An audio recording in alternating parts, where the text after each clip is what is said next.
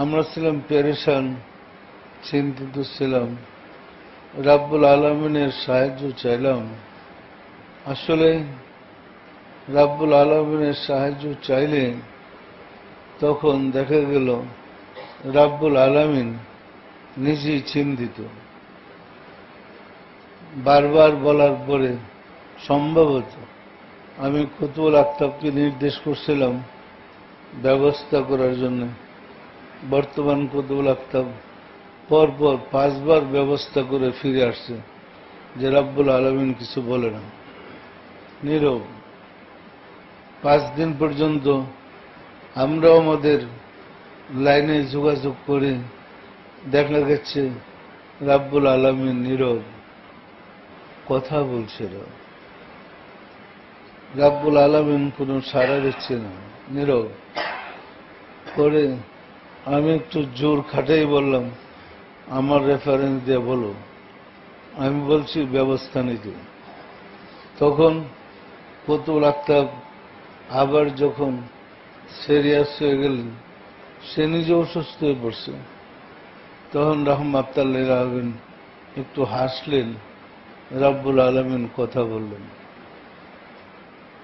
কথা বললেন, এরপরে বলছে তোমরা অস্থির হয়েও না, তোমার ভাই তোমাদের কাছে ফিরে আসবে। যে দেওয়ানবাগী বক্তব্য বলবে যে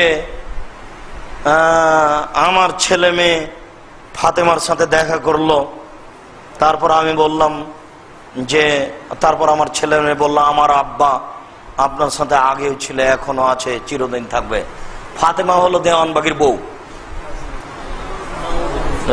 মানুষই নয় একেবারে, এবাদত বান্দিকে তো দূরে থাক, সেটা মানুষই নয়, ধর্মকর্ম তো বুঝেই না, ধর্মকর্ম দূরে থাকে, দেওয়ানবাগী মানুষই নয়।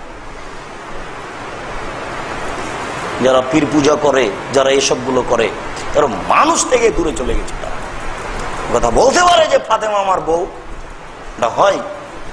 আল্লাহ তার সাথে কথা বলে, এটা হয়। মানুষের সামনে এগুলো চলছে, আশ্চর্য দুনিয়া। ধর্মের নামে মানুষ যে কত কি করছে তার কোনো হিসাব নেই, অবাক দুনিয়া।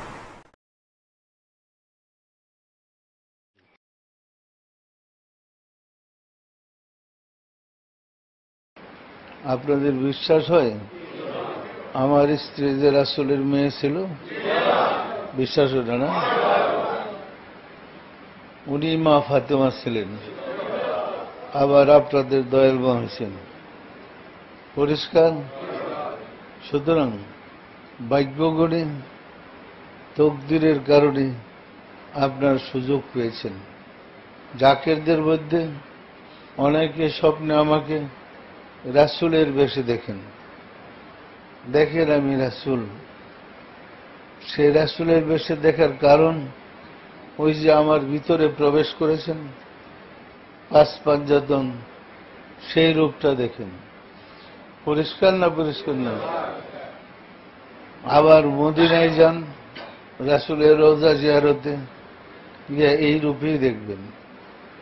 আমার ছেলেকে এবং আমার মেয়েকে, আমাদের সাইদুর মেয়েকে, নাতিদেরকে মদিনায় পাঠাইয়া রাসূলের জিয়ারতে সরাসরি লাইন হয়ে গেছে। মা ফাতেমা জ্বরে ধরছিল আমার মেয়েকে, অনেক কান্নাকাটি করছে, এবং ওনারা সবাই আপনাদের মোহাম্মদ ইসলামের জন্য দোয়া করতেছেন। পরিষ্কার বলছে, আমরা আছি তোমাদের সাথে। মা ফাতেমা বলছে, তোমার বাবার সাথে আমি আগেও ছিলাম, এখনো আছি, ভবিষ্যতে থাকব। পরিষ্কার।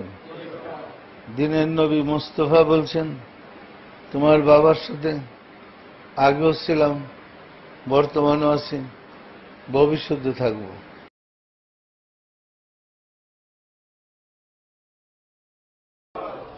সম্মানিত আশিকে রাসূলেরা নাফসির মুকামে যদি যান, যেখানে আল্লাহ দেখে, মজার ব্যাপার হলো যে মুর্শিদের কদম ধরে গেলেন, গিয়া দেখবেন ওইখানে মুর্শিদই বসে। পরিষ্কার। দেখবেন হাসতেছে আর আপনাকে ডাকতেছে। তাহলে মুর্শিদ তো দুইজন হয়ে গেল। এক মুর্শিদ আপনাকে নিয়ে গেল, আরেকজন নাফসির মুকামে বসে আপনার জন্য অপেক্ষা করতেছে। তো নাফসির মুকামে বসে যিনি অপেক্ষা করছেন তিনি রাব্বুল আলামিন। মুর্শিদের সিনাই থাকে বিদায় মুর্শিদের রূপই তার রূপ। পরিষ্কার? যার প্রমাণ আপনারা পাইলেন পূর্ণিমার চাঁদে। পূর্ণিমার চাঁদে তো মুর্শিদের রূপই আল্লাহকে দেখতেছেন। পরিষ্কার? নাফসির মুকামে গিয়ে আসলে মুর্শিদ নিয়ে গিয়ে আসলে দেখবেন যে দুইজন, আপনার মুর্শিদ একজন, আবার ওই সিংহাসনে বসে দিচ্ছে আরেকজন। এই যে বড় প্রেমের খেলা। পরিষ্কার?